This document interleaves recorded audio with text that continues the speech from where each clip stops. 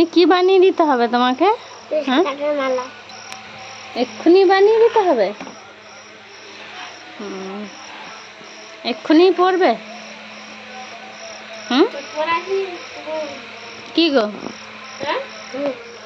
এই যে এটা কি বানাচ্ছি আমি? এটা তুলসী কাঠের মালা। কে পড়বে? আমি। তুমি পড়বে?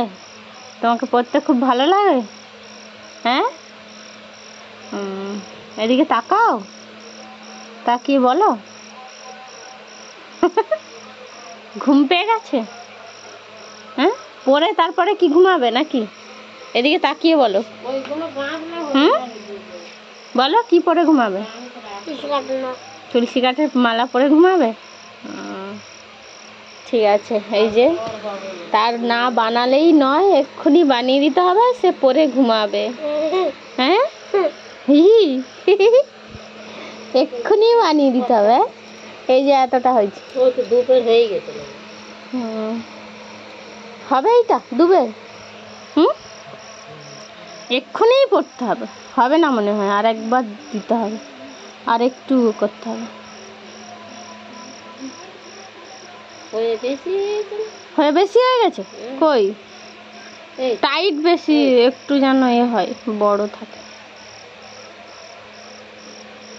যে ওর দিদা এই যে পরিয়ে দিচ্ছে, ওকে এক্ষুনি পড়তে হবে। ওরকমই থাকবে। এই তো সুতো ফাঁকা আছে না ওইদিকে? অতটা? ও ঠিক আছে তাহলে। এরম থাকবে, এই গলার মালাটা আছে সেরকম ওরমই থাকবে বাঁধলে। হয়ে গেছে না? আর 2-4টে কাটি দেবো। 4টে দিবি, যে কেটে লাইন করে দেবে। ঠিক আছে, পড়লে তাহলে তোমাকে শান্তি তো। হ্যাঁ, তাহলে তুলসী কাঠের মালা বলছো, তাহলে কি বলবে এবারে? তুলসী কাঠের মালা পড়লে কি বলতে হয়? হরে কৃষ্ণ। আর কি বলতে হয়? বলতে হয় তো। তা রাধে রাধে কেমন করে বলতে হয়? রে বাবা রে।